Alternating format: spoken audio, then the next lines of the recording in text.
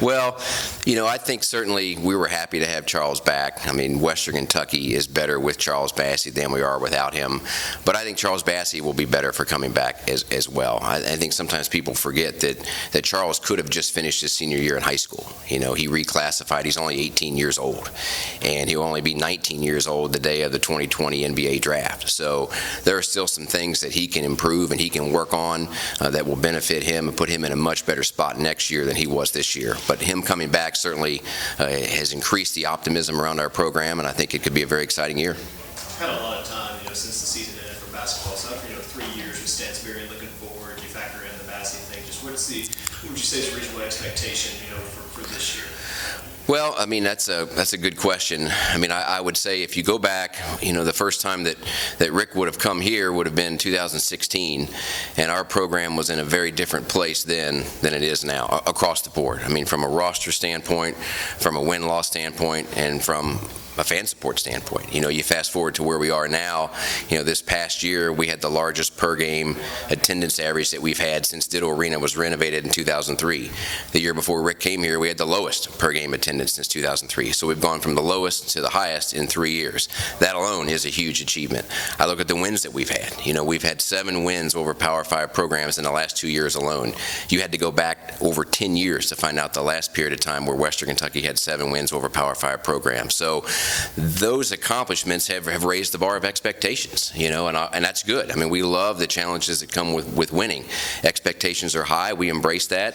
I think for this year's team, the sky's the limit. Ultimately, if everybody checks their egos at the door and they come together as a team, I think this team can achieve things that Western Kentucky hasn't achieved in a long time. But, it's a team game. You look at the national champion last year was Virginia. They didn't have a single player on their team average 16 points a game, probably with multiple first-round draft choices.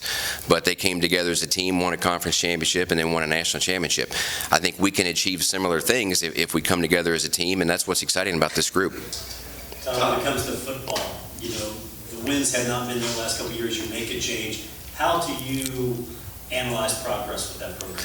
Well, the vibe around our program today is very good, and certainly the last time Tyson was here, the vibe was outstanding. We just got off track. Mike Sanford. The analogy I would use, I mentioned this before. George Seifert was fired at Cornell as their head coach. He then won 2 Super Bowls with the San Francisco 49ers. You would think if you won a Super Bowl, you would succeed in the Ivy League, but he didn't.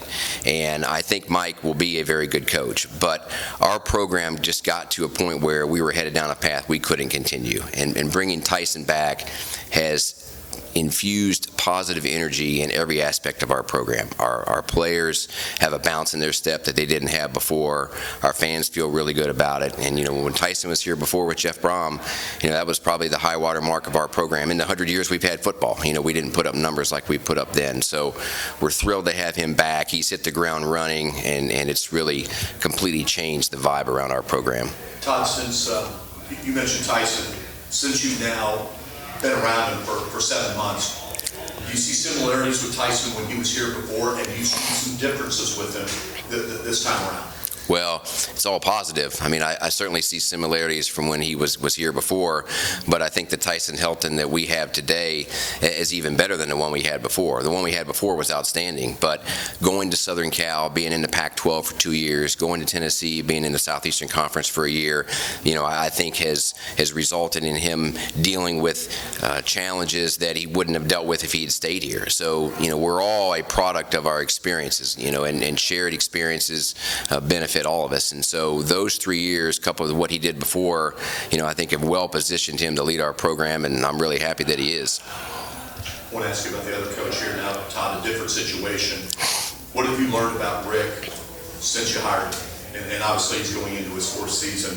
I've got a feeling that you're not surprised by anything, but is there anything you've learned about him as a coach and perhaps as a person? Well, I think it's just that if he puts his mind to something, he will accomplish it, and I just talked a few minutes ago about where our program was in 2016 and then where it is now, and he deserves tremendous credit for that. I mean, he's completely turned the momentum around, we're beating good, we're scheduling aggressively, and we're winning those games. And, obviously last year, I think that the interesting thing was, last year we won 20 games and we finished second in our league.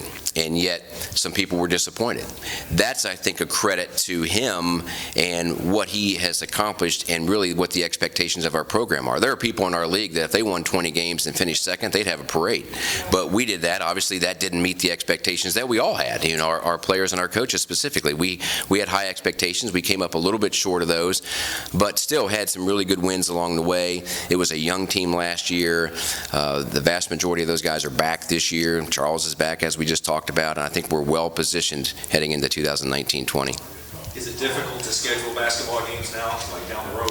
It is. It is. I mean, we honestly are, it's not an exaggeration to say that we're talking to anybody and everybody to play games, and even in unconventional ways, and not necessarily just home and home. And it's been challenging. It has. And winning, I'm very proud, and Rick deserves the credit. Our players deserve the credit.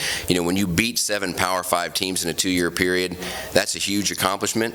But the Power 5 notices that, and so therefore they're not stupid. And so it makes it even harder to get those kind of games. We'll continue to do that. We'll continue to aim high, but it's definitely more challenging now than it used to be. For yourself, just entering, another year, I think it's year 7 as athletic, right? Year 8.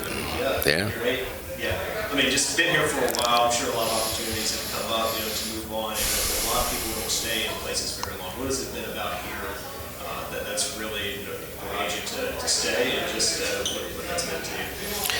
Yeah, it's interesting. It is kind of hard to believe that I am going into year 8. It's gone fast at times. It's gone slow at times. But, it's been the honor of a lifetime. And I would say, to answer your question, probably what I've learned along the way is, in anything that people do in life, sometimes there's external pressures or externally people that think you need to move on, or you need to do this job, or you need to be at this place. And I've always felt like sometimes the best decisions you make are the ones that you don't make. And being at Western Kentucky has just been a fantastic experience for me. And it's really because of our people, is the reason why. And across the board, I mean, we have you look at our Board of Regents, very supportive of athletics, very understanding of what the value of athletics are to a university. Our president, Tim Caboni, has been great to work with. I mean, I've really enjoyed working with him. He's inherited a lot of challenges. I mean, you look at what he's had to deal with the 2 years that he's been here, with the pension uncertainties, the budget issues, the enrollment challenges that people nationwide face, the changing demographics, to manage all that through. I mean, his leadership has been great for our university, but in dealing with all that, he still found time to spend time with athletics and to support athletics, which has been huge. I talked about our coaches before. Again, I couldn't imagine a better group of coaches across the board than what we have. And then, last but certainly not least, our student athletes. I mean, just an outstanding group of people. I enjoy being around them. They make me feel young, but the way they go about everything in terms of getting a degree, but excelling in their sport, winning championships, but obviously succeeding off the field of play too. I mean, it's inspiring. And I guess when you add it up, to me, we have a lot of special people at Western Kentucky. There are a lot of special things going on, and I love being a part of that. Todd, if you can go through them, and I don't want to take time away from others, but 3 coaches that aren't here that went through pretty unique situations for different ways. Greg Collins, Amy Tudor, the softball coach, and John Pulaski. Mm-hmm. How impressed were you with each of their respective coaching jobs, and specifically with Amy, the personal adversity she had to face in regards to her mom? Yeah, I mean, obviously, you talk about softball. I mean, Amy's mom was involved in a serious automobile accident. It was very touch and go for a while. Her players rallied around her. Her staff rallied around her. And that was a young team too. I mean, we only had really 3 seniors that started for us, but yet finished with the highest winning percentage in school history. So obviously a tremendous accomplishment there. Baseball, it's been a difficult decade for baseball, but I think we took a big step forward this year. Both from a team and an individual standpoint. And we finished 4th in the league. We're not about coming in 4th place, but I think in the case of baseball, when you look at what our decade had been, coming in 4th place was the best finish that we've had since 2011. So that was a step forward. Making the conference tournament and winning a game in the conference tournament was a step forward. And in the history of WKU baseball, I don't know if anybody's ever had a better season than Jake Sanford had. I mean, he's the only Triple Crown winner in the history of Conference USA. So, those two sports alone, obviously took big steps forward this year, accomplished quite a bit. And Greg Collins, took over a team that, we lost Michelle Hurd. We also lost Ivy Brown and Tasia Brown. I mean, he took over a team that lost a lot of production, but yet we won 20 games for the 7th consecutive season. That ties the program record, 7 straight 20-win seasons. So Greg's done a very good job of steadying the ship. And I think with what we have coming back this year and what we've added, we're in a very good spot. It was a year ago today, I think, that Philip Patchett passed away. It was obviously a remarkable year. Overall for Billy Tom and that program and what Chan and them coming in to do, just what's that meant for this university? Yeah, well, that was obviously, I think, hands down one of the worst days that any of us have had. Just a truly tragic situation. But as you all know, through adversity, the cream rises to the top, and I think that's what happened with our golf program. Our players supported his wife Beth. They came together and supported each other. Chan Metz came in and did a very good job coming into a situation that nobody could have predicted would have been open and available. And I think it made for a unique and special year in terms of the way they played.